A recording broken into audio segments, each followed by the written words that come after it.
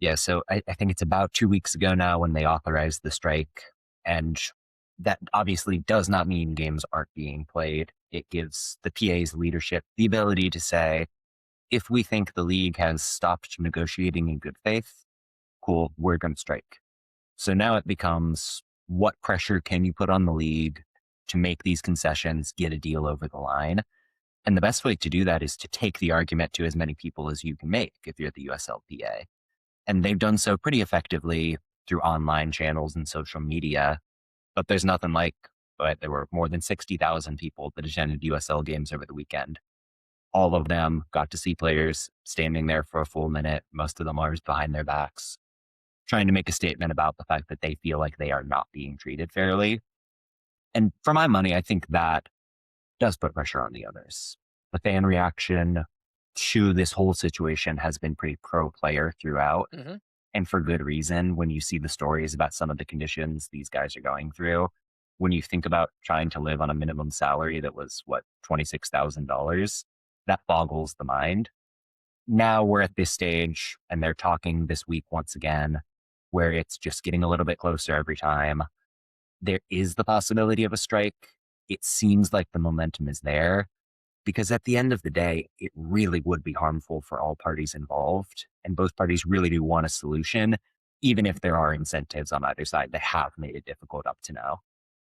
Yeah, absolutely. I mean, it seems like the owners and the clubs and the players have a lot to lose from games not taking place. I mean, I feel like the league would have a little bit, they'd have a little bit more leeway because we talked about this last week where if those gate receipts aren't coming in, if you're not selling, if you're not selling food, if you're not selling merch, like to the individual teams, that is their biggest opportunity, to make revenue, or for some of them maybe it might pretty much be their only opportunity to make revenue. But I was wondering how many, because we talk a lot about like people that follow the league day in and day out would be aware of, but like, do you feel like there was probably a large percentage of fans that turned up this past weekend, and just it's not like the league, it's not like the teams are making sure everyone knows that there's an ongoing labor situation. So do you think that this was a kind of people getting exposed to, well, wait a minute, what is this? Why these guys aren't playing? And then they go and they do a search on, what's going on, and then they start to find out. Do you think a lot of people are getting this information like for the first time just now? Absolutely. I mean, it's very easy for people who are deep into the soccer internet to think everybody is this passionate. The majority of people who are going to a random USL game on a Saturday, it's a family with a kid who's playing youth soccer. It's a couple just looking to kill some time. It's not that hardcore person who's subscribed to backheeled.com. So they show up on opening day, they see that, and it's exactly what you're saying. They're Googling it. They're now understanding the issues. And to me, again, that probably does curry more favor for the players, honestly. Yeah, I mean, I think most people's natural inclination is to take the side of the players.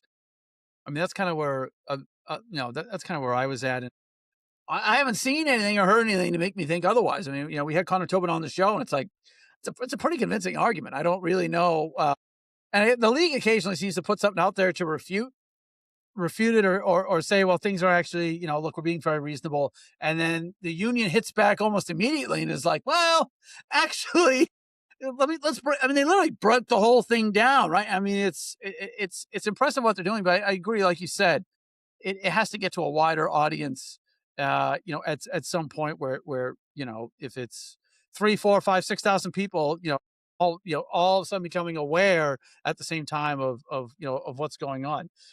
If you had to guess, where do you see this going? Do you see it getting to the point of it's going to have to be a strike to get a settlement, or do you think it can be averted before it gets there? So if you think about like what is dividing the league and the union right now, it is minimum salary numbers that are $2,000 apart, which is money, but it doesn't cover that many players and it's not that much money. Like Hmm. that's a fraction of what you earn of the gate receipts of one game. The league wants to add entry level contracts. So think about like a rookie coming out of college could earn less than the minimum. I guess there's ground to negotiate there, but how valuable do the clubs really think that is? That's up for debate. There are some issues relative to healthcare and the guarantee of certain premium coverage and elevated standards. where I think there could be a little bit more room for intransigence. And then the group licensing rights, where the league pay the players a lump sum, and then they could put them in a video game, use their likeness for any sponsorship. The amount of money trading hands there is up for debate. I think there's a pathway forward. Maybe it's rose-tinted glasses on my part. And we've mentioned it, but the extremity of what a strike would mean for all parties involved really feels like it's incentivizing both sides to come to the table here.